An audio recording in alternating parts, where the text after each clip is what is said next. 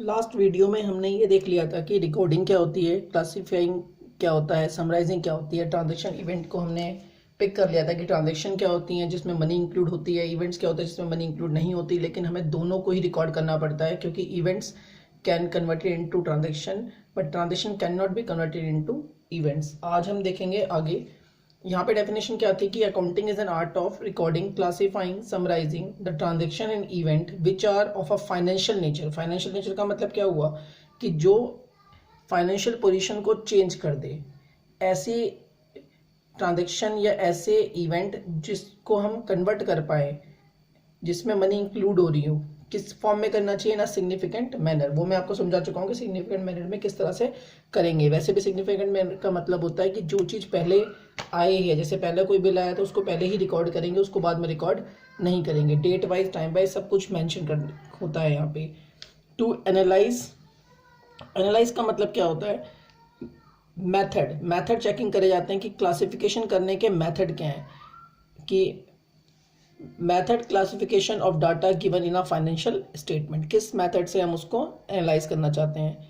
और उसके बाद लिखा है इंटरप्रेटिंग। इंटरप्रेटिंग का मतलब क्या होता है यहाँ पे, इंटरप्रेटिंग का मतलब होता है एक्सप्लेन करना, मीनिंग, क्योंकि किसी भी चीज़ को हम रिकॉर्ड कर रहे हैं, उसको सही फॉर्म में लिख रहे हैं, तो उससे कुछ ना कुछ रिजल्ट हमारे सामने आए ताकि हम कुछ डिसीजन ले पाए।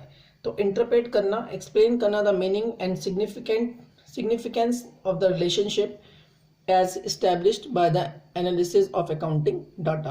हर कोई अकाउंटिंग डाटा को एनालिसिस नहीं कर सकता क्योंकि इसके लिए एक स्पेशल स्किल की जरूरत पड़ती है। जैसे चार्टर्ड अकाउंटेंट होते हैं, वही उसको क्या कर पाते हैं, एनालाइज कर पाते हैं। और फिर कम्युनिकेट करना, कम्युनिकेट किससे करते हैं, यूजर से।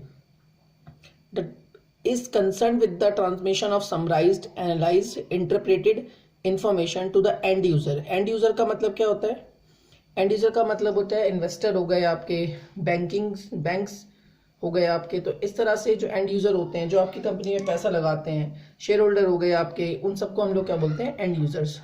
उनके साथ कम्युनिकेट करना कि हमारा बिजनेस कैसा चल रहा है, किस हिसाब से चल रहा है, तो उनसे रिजल्ट को क्या करना, शेयर करना। तो ये पूरी डेफिनेशन है, एक बार मेरे साथ बोलो।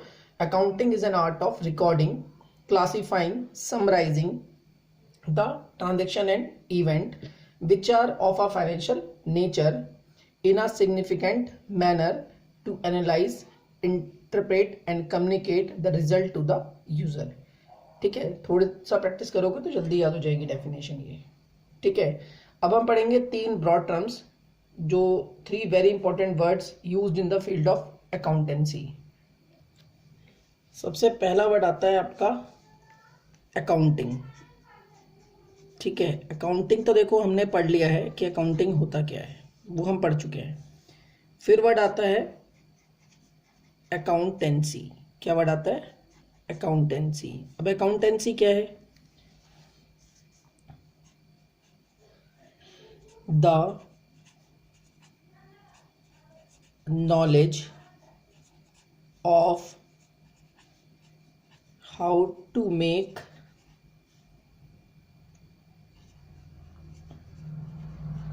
अकाउंटिंग। वो नॉलेज जिससे हमें पता लगे कि हमें अकाउंटिंग करनी कैसे है, उसे हम लोग कहते हैं, is called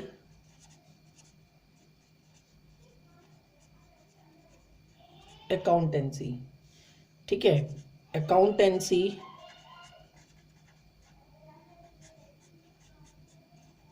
tell us how to maintain various books of accounts, how to prepare them and how to communicate accounting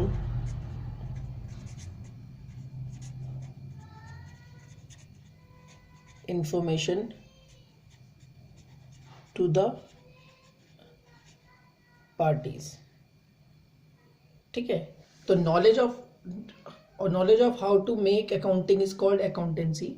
accountancy हमें क्या बताती है कि टैब बता कि किस तरह से हमें वेरियस अकाउंट्स को बनाना है, कौन सी चीज़ डेबिट साइड पे आएगी, कौन सी चीज़ क्रेडिट साइड पे आएगी, इन चीज़ों के बारे में हमें कैसे पता लगेगा, किस तरह से किस फॉर्मेट के अंदर उसे क्या करना है, प्रिपेयर करना है, और किस तरह से इंफॉर्मेशन निकालनी है डाटाबेस से, अकाउंटिंग डाटा में से, और उसको किस तरह से कम्युनिकेट करना है with the parties.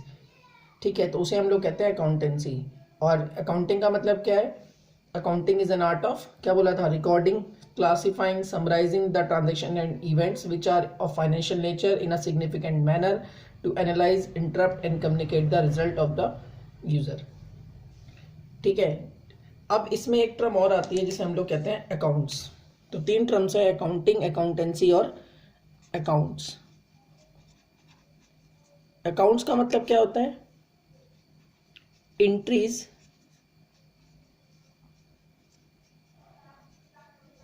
Relating to a particular person और thing at one place so as to get the result at one place।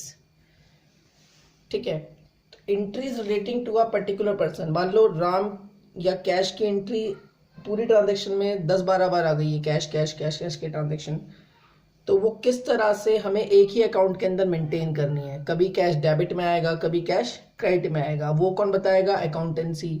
और जिस अकाउंट को हम बना रहे हैं वो कौन सा है? कैश। और रिकॉर्डिंग किससे होगी? अकाउंटिंग से। तो तीनों अलग अलग टर्म है, अकाउंटिंग, अकाउंटेंसी एंड अकाउंट।